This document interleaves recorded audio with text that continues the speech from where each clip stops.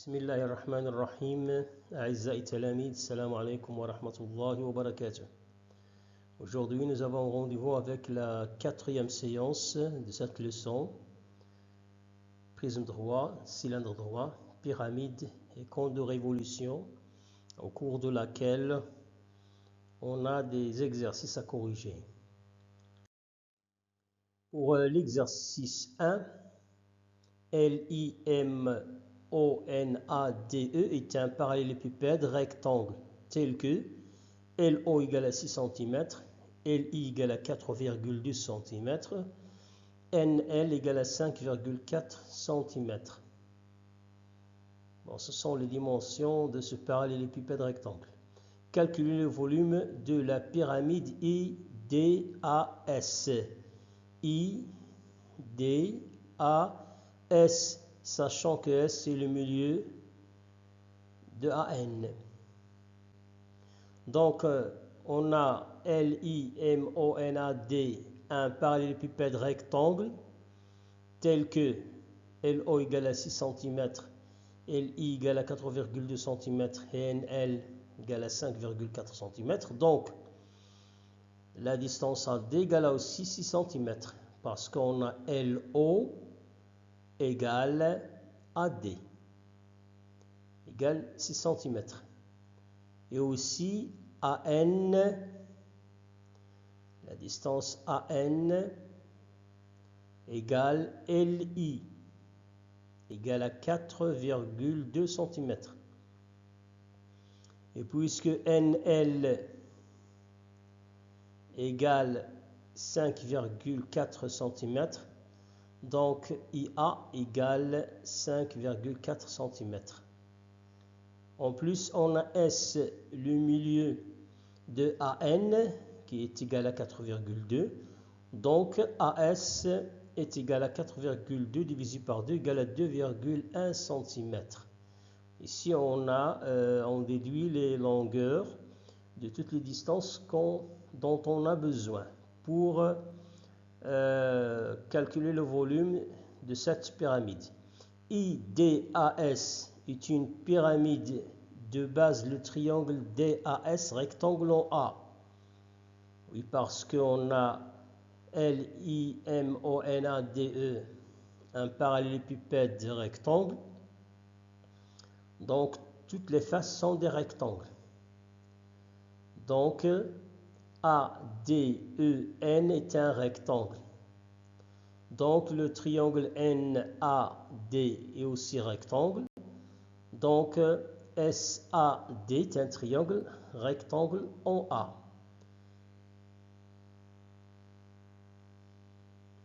Bon, IDAS est une pyramide de base le triangle DAS rectangle en A et de hauteur IA. IA, c'est la hauteur de cette pyramide parce que IA, il est perpendiculaire à la base. DAS, il est perpendiculaire à la base, donc c'est une hauteur. Donc le volume V de cette pyramide est V égale 1 sur 3 multiplié par la hauteur qui est IA multiplié par la surface, bien l'aire de la base qui est AS fois AD sur 2 parce que c'est un triangle rectangle en A qui est égal à 1 sur 3 multiplié par 5,4 multiplié par 2,1 fois 6 divisé par 2. Donc si on calcule, on a 3 multiplié par 2, ça fait 6. On simplifie par 6. Reste 5,4 multiplié par 2,1 égale à 11,34. Donc le volume de cette pyramide égale à 11,34 cm3.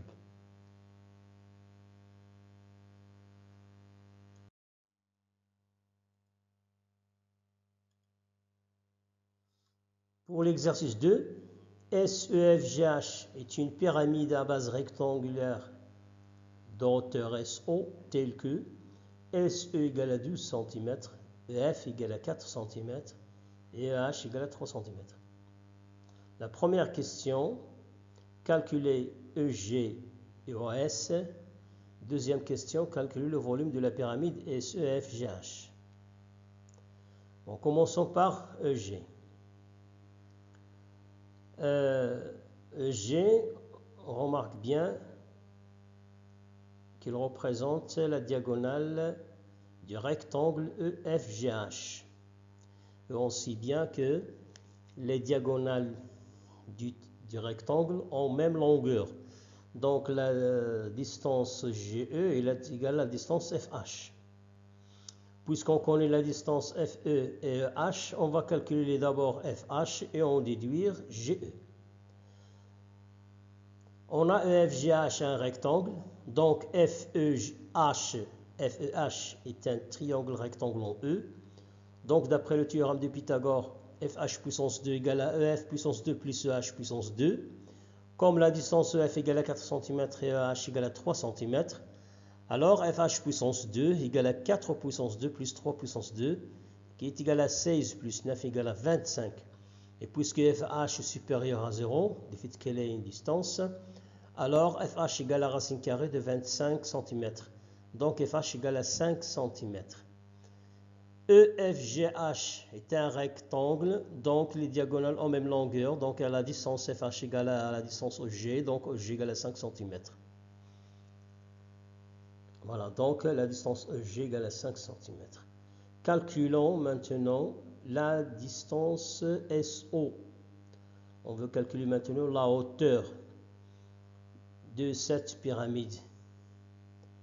Et on va utiliser aussi le théorème de Pythagore. On a utilisé le théorème de Pythagore pour calculer la distance EG. Donc on va en déduire la distance OE. On sait la distance SE, la valeur de SE. Donc on peut utiliser le théorème de Pythagore sur ce triangle SEO, qui est rectangle en O, pour calculer la hauteur SO. Donc on sait que O est le point d'intersection des diagonales du rectangle EFGH. Donc O est le milieu de GE. Donc la distance OE est égale à 2,5 cm. SO est la hauteur de la pyramide SEFGH. Donc SO est perpendiculaire à OE. Donc, on a dit que ici on voit qu'on a des symboles de perpendicularité, que SO est perpendiculaire à OE et SO perpendiculaire aussi à OF. On a dit que si SO est la hauteur de la pyramide, alors SO est perpendiculaire à la base. Donc ici, on a SO perpendiculaire à OE. Donc SOE est un triangle rectangle en O. Donc d'après le théorème de Pythagore, OE puissance 2 plus SO puissance 2 égale à SE puissance 2. Donc SO puissance 2 égale à SE puissance 2 moins OE puissance 2.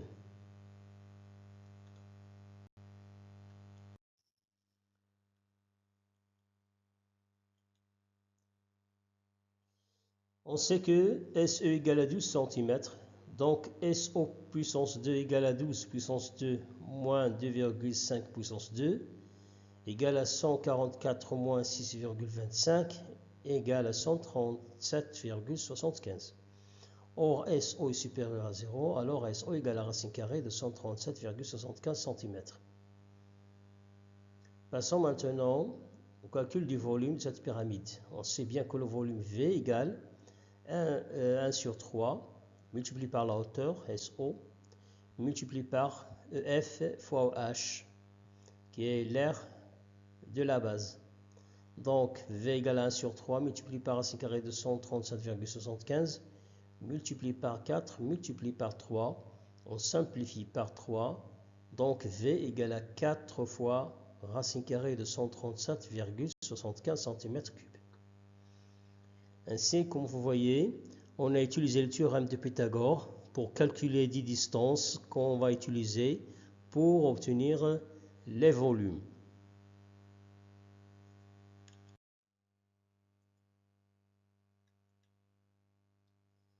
Exercice 3. Un cône à 6 cm de hauteur et le diamètre de sa base est 10 cm. Calculer SA, calculer l'aire latérale, est le volume de ce cône. Première question, on a SO et la hauteur du cône et à un point de la base, donc le triangle SOA est rectangle en haut. Donc d'après le théorème de Pythagore, SA puissance 2 égale à SO puissance 2 plus OA puissance 2. Et on a SO égale à 6 cm et OA égale à 10 sur 2 cm parce que SO représente la hauteur qui est 6 cm et OA représente le rayon de la base. On sait que le diamètre de la base est 10 cm, donc OA égale à 5 cm. Donc SA puissance 2 égale à 6 puissance 2 plus 5 puissance 2. Donc SA puissance 2 égale à 36 plus 25 égale à 61. Or SA est supérieur à 0, alors SA égale à racine carrée de 61 cm. Soit S l'aire latérale du cône. On sait que l'aire latérale du cône est égale à la génératrice multipliée par le rayon de la base fois pi. Donc S égale à 5 fois racine carrée de 61 fois pi centimètre carré. Donc S égale à 5 racine carrée de 61 pi centimètre carré. Finalement, le volume du cône égale 1/3 de la hauteur multipliée par l'aire de la base. Donc V égale à 1 sur 3 multiplié par SO multiplié par OA puissance 2 fois pi égale à 1 sur 3 fois 6 fois 5 puissance 2 fois pi centimètre cube. Donc V égale à 50 pi centimètre cube.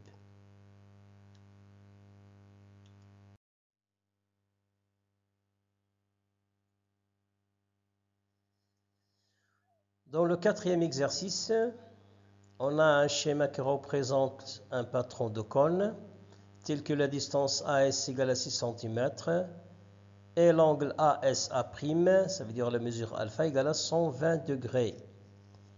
Calculer la longueur de l'arc AA', deuxièmement le rayon du disque de la base, ça veut dire R. Ensuite, l'aire latérale du cône, c'est cette aire, cette partie. Ensuite, l'aire totale du cône, c'est l'aire latérale plus l'aire de la base. On commence par calculer la longueur de l'arc AA'. On sait bien que l'arc AA' a pour longueur le périmètre de la base. Mais on ne peut pas calculer AA' dans ce cas parce que le rayon de la base n'est pas encore connu. Donc on va travailler autrement. On sait que la longueur de l'arc AA' est proportionnelle à la mesure de l'angle centre. Si cet angle au centre atteint 360 degrés, la longueur AA', elle atteint le périmètre de ce cercle. Donc 360 degrés représente le périmètre de ce cercle, qui est égal dans ce cas 2 fois le rayon, c'est 2 fois 6 fois pi. Donc 360 degrés représente le périmètre, tout le périmètre. Si par exemple alpha atteint 180 degrés, alors la longueur de l'arc AA', elle atteint le demi-périmètre. Donc il y a proportionnalité entre cette mesure de l'arc et la mesure de l'angle alpha. Chaque fois qu'on double la mesure de l'angle alpha, la longueur de l'arc AA' se double aussi. Lorsqu'on multiplie alpha par un nombre, la mesure de l'arc AA' se multiplie par le même nombre. Donc, puisqu'on est ici dans ce tableau, 360 représente du périmètre de ce cercle et 120 degrés représente l'arc AA' qu'on cherche ici. Donc, pour trouver AA', on utilise la quatrième proportionnelle ou bien le produit en croix. Donc, la longueur de l'arc AA' égale 120 fois 2 fois 6 fois pi divisé par 360. Lorsqu'on calcule, on trouve que la longueur de cet arc est égale à 4 pi en centimètres. Passons maintenant au rayon du disque de la base. On sait bien que cette longueur AA' égale au périmètre de la base, qui est 2 fois pi fois r. Donc 4 pi égale 2 fois pi r. 4pi égale 2 fois pi r. Donc si on calcule r, égale à 4pi sur 2pi égale à 2 cm. Donc r égale à 2 cm. Le rayon de la base. La troisième question, on détermine l'aire latérale du cône. L'aire latérale du cône, c'est S' égale à la génératrice multipliée par le rayon de la base fois pi, égale à 6 fois 2 fois pi cm², donc S' égale à 12 pi cm². Et pour l'aire totale, on fait la somme de S' et de l'aire de la base. Donc St égale S' plus 2 puissance 2 fois pi. C'est la surface, ou bien c'est l'aire de la base, parce qu'il a pour rayon 2. Donc c'est 2 fois 2 fois pi. Donc St égale à 12 pi plus 4 pi en cm². Donc l'aire totale du cône égale à 16 pi en cm². Chers élèves, c'est tout ce qu'on a à voir cette séance. Pour l'instant, je vous laisse. Donc, Wassalamu alaikum wa rahmatullahi wa barakatuh.